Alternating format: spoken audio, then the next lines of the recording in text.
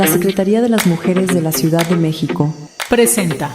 El patriarcado es un sistema político Específicamente feminista. Tantas feministas. Gracias a la lucha de decenas de mujeres poderosas. Una chica colorea una litografía. Pinta lo que la máquina todavía no puede hacer en ese momento del siglo XIX. Flora Tristán es una joven obrera que nació entre lujos, pero el machismo estructural la forjó como feminista. Una paradoja marcó su existencia. Fue hija del aristócrata peruano Mariano Tristán y Moscoso y de la francesa Anne-Pierre Laisnée. Su infancia transcurrió en la opulencia hasta la repentina muerte de su padre en 1807. Al no haberse formalizado el matrimonio religioso bajo las leyes de la República Francesa, el Estado declaró a Flora y a su madre como ilegítimas y no pudieron acceder al dinero del padre. Este hecho fue la primera violencia institucional. La pérdida del estatus y de los bienes las empujó a la miseria periférica de París. En el siglo XIX, la falta de un apellido paterno validado convertía a la mujer en una ciudadana de segunda clase, desprotegida y condenada a la precariedad económica. Ante la asfixia económica, Flora entró a trabajar como colorista en el taller litográfico de André Chazal. En 1821, a los 17 años, y empujada por la necesidad de supervivencia que el sistema imponía a las mujeres solteras, se casó con su empleador. El matrimonio con Chazal se convirtió en un infierno de violencia física y psicológica. Bajo el Código Civil napoleónico de la época, las mujeres casadas carecían de personalidad jurídica. Eran, a efectos prácticos, propiedad legal de sus esposos. Flora sufrió la doble opresión del entorno laboral y doméstico. Sin embargo, en un acto de desobediencia civil radical para su tiempo, Flora tomó la decisión de abandonar el hogar conyugal en 1825, estando embarazada de su tercera hija, Aline, quien más tarde sería la madre del pintor Paul Gauguin. Al huir, Flora desafió las leyes fiscales, penales y morales de Francia.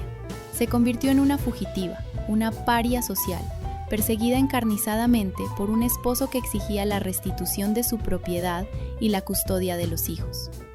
En 1833, desesperada por obtener la herencia paterna que le permitiera alcanzar la independencia económica para ella y sus hijos, Flora se embarcó sola en el navío Le Mexicain, rumbo a Perú. Para una mujer de la época, viajar sin la tutela de un hombre cruzando el Atlántico era un acto de audacia inaudito, que desafiaba los roles de género que confinaban a las mujeres al espacio privado del hogar. Este viaje modificó su estructura de pensamiento. Aunque su tío, Pío Tristán, le negó la herencia legal reconociéndole solo una pensión económica mínima, la estancia de Flora en el Perú colonial de la posindependencia fue su verdadera escuela política.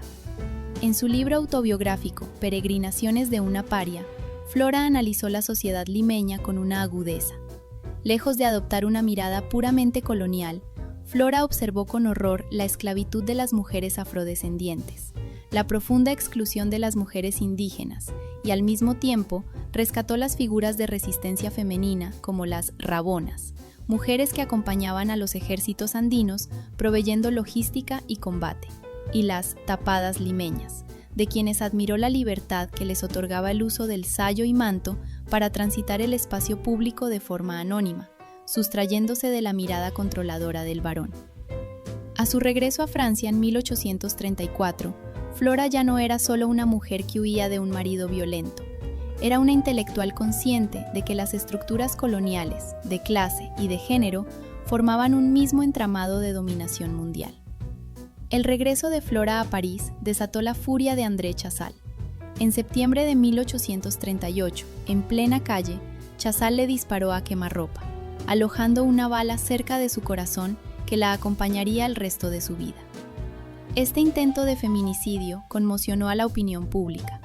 Chazal fue condenado a 20 años de trabajos forzados, y Flora obtuvo por fin la separación legal de cuerpos y bienes. La respuesta de Flora ante el intento de destruirla fue la producción teórica masiva. En 1840 publicó Paseos en Londres, una radiografía devastadora de los efectos del capitalismo industrial en la capital británica. Mientras los pensadores varones de la época se enfocaban en las dinámicas fabriles, Flora puso el foco en las costureras precarizadas, las mujeres e infancias trabajadoras de los barrios bajos y las prostitutas, denunciando que la prostitución no era un problema moral intrínseco de las mujeres, sino la consecuencia económica directa de la falta de salarios dignos y educación femenina. En 1843, 5 años antes de que Marx y Engels publicaran el Manifiesto Comunista, Flora Tristán publicó su obra cumbre, La Unión Obrera. En este texto, Flora no solo propuso la creación de una organización internacional de trabajadores financiada por ellos mismos, sino que dedicó un capítulo entero a las mujeres.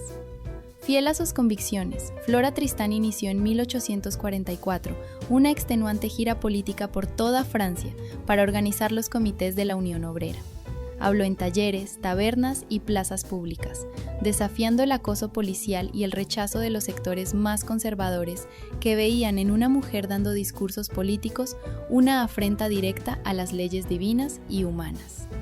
Su cuerpo, minado por los estragos de la bala que conservaba en el pecho y un tifus fulminante, colapsó en Burdeos el 14 de noviembre de 1844, a la temprana edad de 41 años.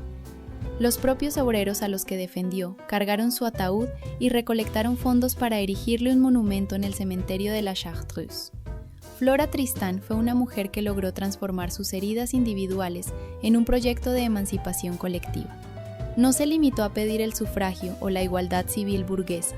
Entendió que la opresión de las mujeres estaba anclada a la estructura económica del capitalismo y que ninguna revolución sería real si mantenía a las mujeres en la servidumbre doméstica.